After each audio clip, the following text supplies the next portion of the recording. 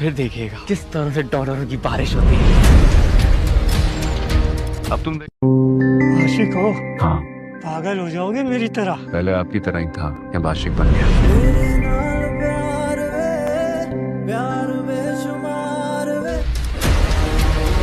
वहाँ अंदर मेरा बाप तड़प रहा है और यहाँ सबके सब लापरवाह।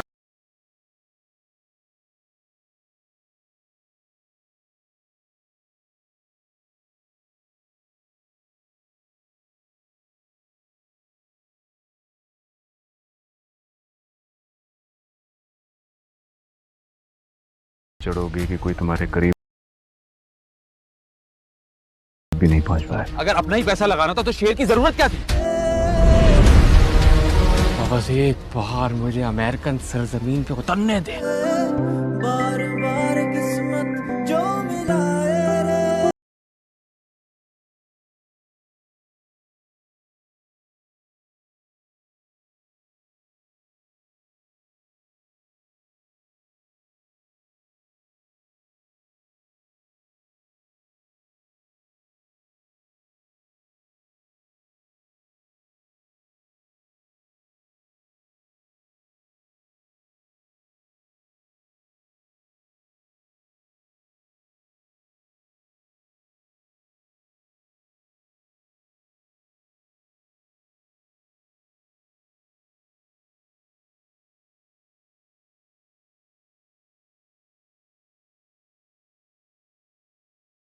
फिर देखिएगा किस तरह से डॉलरों की बारिश होती है।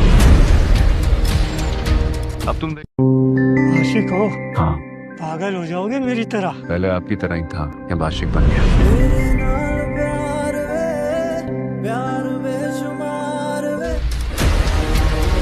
वहाँ अंदर मेरा बाप तड़प रहा है और यहाँ सबके सब लापरवाह बैठे हुए हैं। तुम देखना, कामयाबी की वो सीढ़ियां चढ़ोगे कि कोई तुम्हारे करीब भी नहीं पहुंच पाए। अगर अपना ही पैसा लगाना था तो शेर की जरूरत क्या थी। बस एक बार मुझे अमेरिकन सरजमीन पे उतरने दे। बार बार किस्मत जो मिलाए रे। मैं अपनी औलाद के जाने का मातम मनाऊं या तुम्हारी बेइज्जती का। याद रखिएगा, उसका अमेरिका पहुंचना जरूरी है। ताजवर को काका साहब की बहुत ज़्यादा टेंशन हो रही होगी। उन्हें लगता है कि उनके बेटों को तो जैसे परवाह ही नहीं है और सारी परवाह ताजवर बीबी के ही जिम्मे आती है। ताजवर जो कुछ अपने बाप के लिए कर रही है वो किसी पर एहसान नहीं कर रही, मगर अपने भाइयों को वो ये बात जता बातें सुना रही है।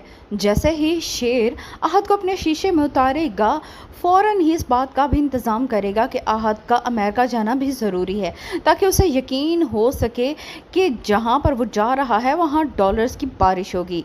इस तरह से आहत अपना और अपने बाप का सारा सरमाया बिल्कुल उसी तरह उस कंपनी में लगा चुका है जैसा कि शेर चाहता था। शेर बार बार फजर से मिलने के लिए जाएगा। फजर उसे देखकर नाराज़ होगी मगर कुछ कह नहीं पाएगी। फिर देखिएगा किस तरह से डॉलरों की बारिश होती है। अब तुम देख। आशिक हो, हाँ, पागल हो जाओगे मेरी तरह। पहले आपकी तरह ही था, या आशिक बन गया।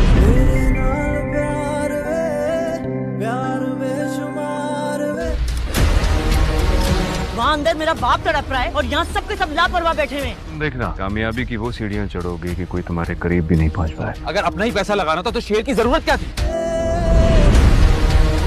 बस एक बार मुझे अमेरिकन सरजमीन पे उतरने दे।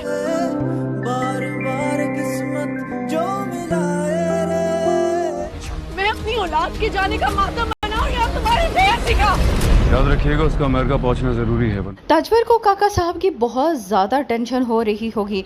उन्हें लगता है कि उनके बेटों को तो जैसे परवाह ही नहीं है और सारी परवाह ताजवर बीबी के ही जिम्मे आती है। ताजवर जो कुछ अपने बाप के लिए कर रही है वो किसी पर एहसान नहीं कर रही, मगर अपने भाइयों को वो ये बात जता बातें सुना रही है। जैसे ही शेर आहत को अपने शीशे में उतारेगा फ़ौरन ही इस बात का भी इंतज़ाम करेगा कि आहत का अमेरिका जाना भी ज़रूरी है, ताकि उसे यकीन हो सके कि जहां पर वो जा रहा है वहां डॉलर्स की बारिश होगी। इस तरह से आहत अपना और अपने बाप का सारा सरमाया बिल्कुल उसी तरह उस कंपनी में लगा चुका है जैसा कि शेर चाहता था। शेर बार बार फजर से मिलने के लिए जाएगा। फजर उसे देखकर नाराज़ होगी मगर कुछ कह नहीं पाएगी।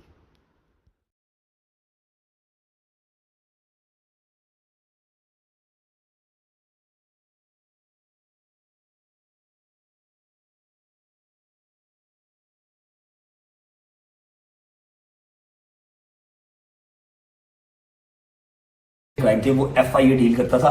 अब national cyber crime agency investigation जो है ना एजेंसी है वो इसको डील करती है। अब आपकी स्क्रीन के बिल्कुल साथ एक नोटिस चल रहा है, आप ये पढ़ भी लें, जो इसके अंदर एक कॉन्फिडेंशियल इंफॉर्मेशन है वो मैंने ब्लर कर दी है। अब मैं इसको क्यों दिखा रहा हूँ या मैं यहाँ पर ये डील क्यों कर रहा हूँ, मैं आपको ना बताता हूँ। और बहुत नोटिस आते हैं, मैं नहीं बताता आपको, ज्यादातर नहीं बताता। लेकिन अब ये जो नोटिस है ये एवरी सिंगल मीडिया चैनल पे चल रहा है, एवरी सिंगल पॉडकास्ट वाला, बड़े बड़े सहाफी इसको डील कर रहे हैं, मतलब अपने अपने पॉडकास्ट पे, अपने अपने टिकटॉक पे, यूट्यूब पे लगा रहे हैं, दिखा रहे हैं। उसके अलावा नेशनल टीवी चैनल्स इसको दिखा रहे हैं, ठीक है। मेरे अलावा ये और 2-3 यूट्यूबर्स को, टिकटॉकर को भेजा गया है, ठीक है। और ये सेम वही नोटिस है जो डकी को गया था, ठीक है।